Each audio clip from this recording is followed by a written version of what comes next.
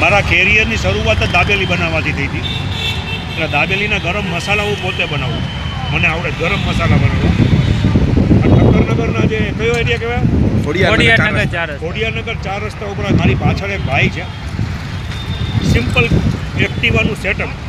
અને દોસ્તો હું કોઈના બ્લોગ કોઈના નથી બનાવતો, પણ મારી પ્રોમિસ છે કે હું જે ક્વોલિટીને બિલીવ કરું ને કે ક્વોલિટી આપવી, ઓરિજિનલ કચ્છી બન દાબેલી નહીં, સોસવાળી દાબેલી નહીં, જે સોસ નાખીને આપે ને અમદાવાદમાં એ નહીં, ઓરિજિનલ કચ્છી બન અને હિતેન ભગતની ગેરંટી કે અહીંયા આ ભાઈની દાબેલી ખાજો. 20 રૂપિયા અત્યારે રેટ છે, એમાં બધું આવી ગયું અને ટેસ્ટની મારી ગેરંટી, ટેસ્ટની. એટલે ઠક્કરનગરવાળા જે લોકોને દાબેલીનો શોખ હોય અને ઓરિજિનલ કચ્છી બન શું કહેવાય, તો એકવાર અહીંયા આવી જજો ભાઈ હિતેન ભગત તરફથી. આ ભાઈને સપોર્ટની જરૂર છે.